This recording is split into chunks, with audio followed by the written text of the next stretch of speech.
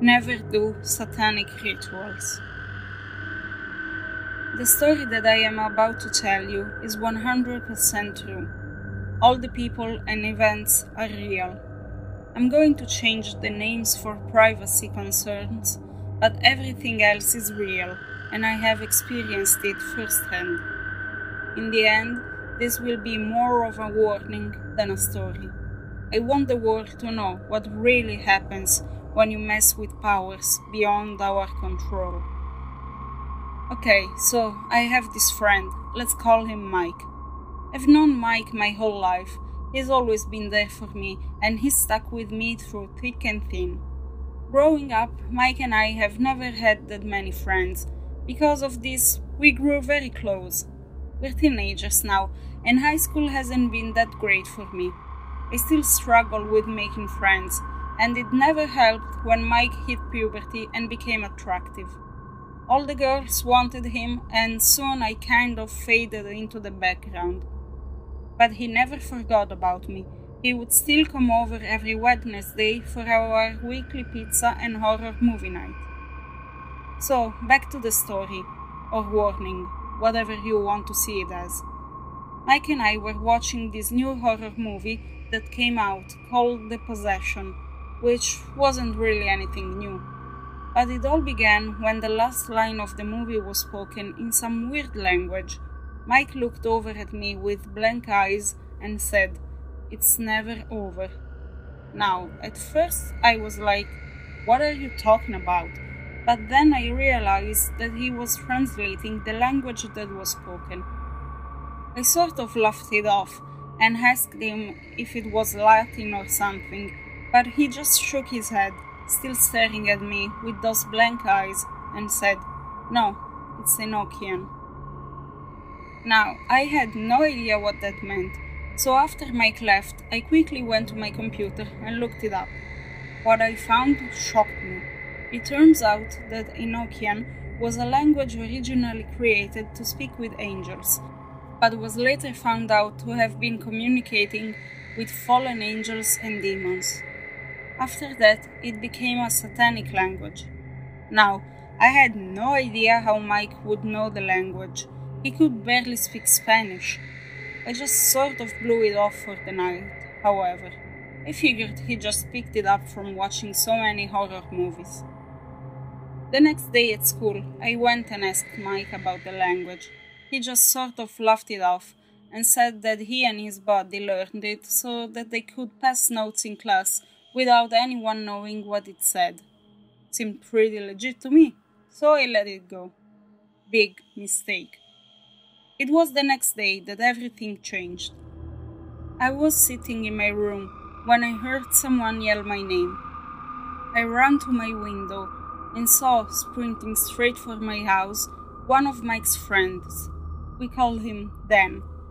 I ran outside to meet Dan and waited for him to catch his breath. He looked up at me and I was filled with dread. His eyes were filled with terror. I asked him what happened, and all he could wheeze out was, "Mike." I brought Dan inside and got him a glass of water. Once he had settled down again, I asked him if Mike was in trouble. Dan said Mike was fine, but something had happened to him. His next words caused icy fingers to travel up my spine.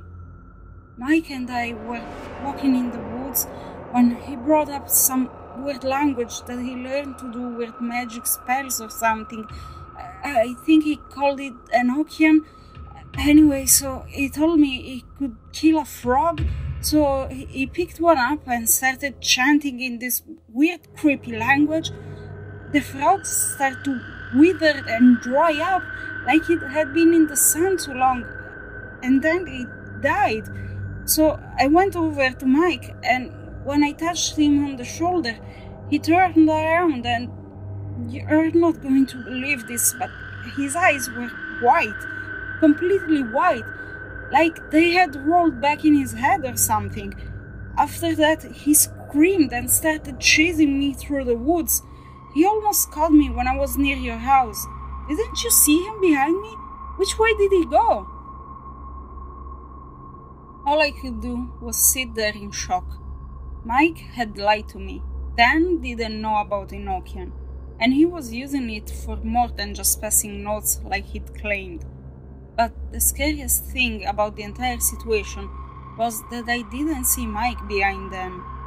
When I ran to my window and saw Dan running down the long street, no one was chasing him. No one was there. I told Dan that we had to go and find Mike. We got into my car and started driving around. I stayed close to the forest line in hopes that Mike would come out laughing, saying that it was just all a prank. We never found him that day. After I had dropped Dan off at home, I started making my way back to my own house. I took the route near the forest again. As I was driving, I swore that I saw something in the corner of my eye, so I slowed down the car and looked in the direction that it had come from. What I saw still haunts my dreams. Mike was there, about 100 feet from my car. But he wasn't standing normally, no. His back was bent almost in half, and his neck was cranked towards me. He was staring at me, with wide eyes somehow full of venom and hate. He was also very pale, and his clothes were ripped and ragged. I slammed my foot on the pedal and sped away, wanting to get as far away from him as possible. The rest of the way home, I could have sworn that I saw Mike sprinting after my car in my rearview mirror, but every time I looked up to check, there would be nothing. That night, I was sleeping when I awoke to a sound coming from my window. I turned and almost cried out. Mike was there, peering in at me with those wide, hate-filled eyes. I turned to turn on my lamp, but when I looked back, he had vanished. I ran and turned on all the light in my room and never went back to sleep that night. I knew something was very wrong with my friend. My room was on the second story. The next day, I went to school as normal, and I was shocked to see Mike sitting with a group of girls outside.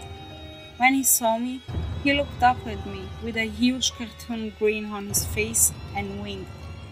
I got a sick feeling in my stomach and ran back to my car, not wanting to deal with school that day. I am now sitting in my room typing this out. My parents are out of town for the week, so I'm home alone.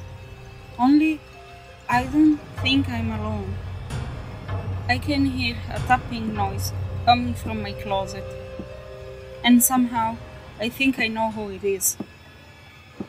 So, heed my warning, please, and never mess with satanic. It will never end.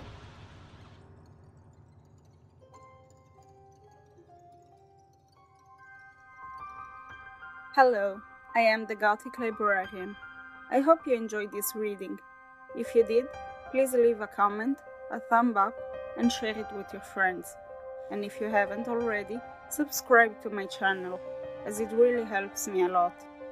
If you have a story you want to share, a request for my next video, or ask me anything, you can contact me through my email, my Facebook page, my Twitter and Instagram accounts, which are all linked down below.